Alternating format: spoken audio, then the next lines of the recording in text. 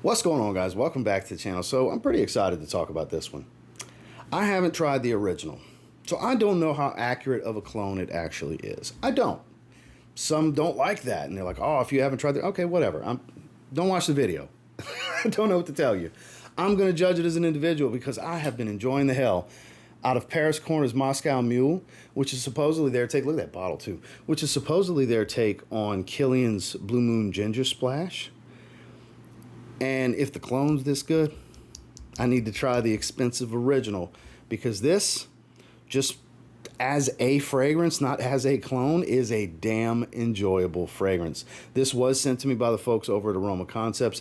Them sending it has nothing to do with my pure joy and excitement for this fragrance. The fragrance is the reason for my pure joy and excitement. So you can definitely check out Aroma Concepts down below with a discount code if you're curious on checking this fragrance out. So let's get into this review. Stay tuned.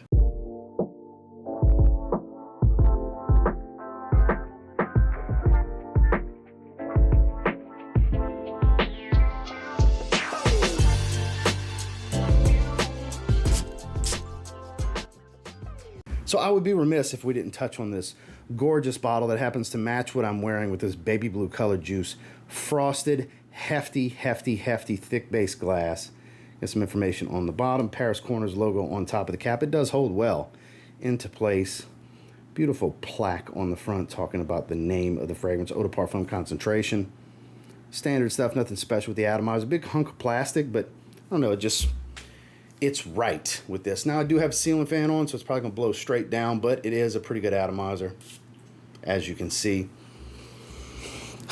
Man, that smells good. Now I will have the notes on screen. So you're gonna see a lot of people across the internet talking about Nautical Voyage with this one. The initial blast, okay, fair game, I get it, I agree. In the initial blast, you can definitely get a Nautical Voyage type of aroma. But boy, that changes pretty quickly, in my opinion, because the biggest outliers and indicators for what makes it a different fragrance is this basil green spice mint leaf smell with ginger. So you get a bunch of green spice, whole bunch of green spice with all those citruses at the top.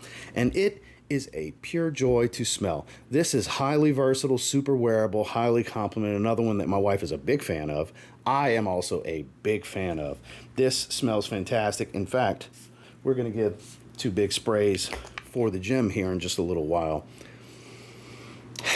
Man, this smells great. This is a great anytime fragrance because the performance is pretty good. We'll talk about that in a little bit. So when you want something fresh and invigorating and lively, this is going to be a great fragrance to set that mood. When you're looking for that type of feeling, this evokes that type of feeling. As far as complexity, nothing crazy deep and rich. It's pretty much a 2-stage fragrance. Early on, you get those citruses, this watery, clean, crisp, bright smell with green spices, and it's a nice minty fresh tone, and then as it dries down, a nice clean musky slightly woody base, a little hint of amber, and you don't lose that freshness. It stays fresh throughout. It really is that straightforward and that simplistic, and it smells amazing. Now, as far as performance, this one falls in that 6 to 8 hour, more 6 to 7 hour range in longevity for me. Right above average. Still falls into that sweet spot for me for as fresh as it is. I think that's pretty impressive that it doesn't fall under 6 hours. I could be getting some nose fatigue to where it's actually doing better than that, and that's just what I can clock it at. Now, projection, it's a very bright, loud fragrance in that first hour. Then it starts to settle in about a half hour later. I would say about an hour and a half of slightly better than average. Let's call it moderate overall for about an hour and a half, slightly beyond arm's reach kind of stuff.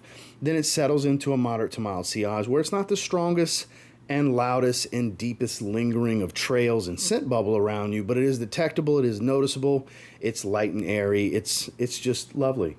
I think it really suits it.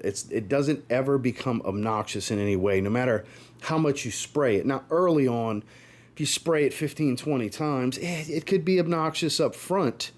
But as time progresses and it fades and settles into what it's going to be for the majority of the life of the fragrance, it's just right. It's lovely to get nice light whiffs of this fragrance throughout.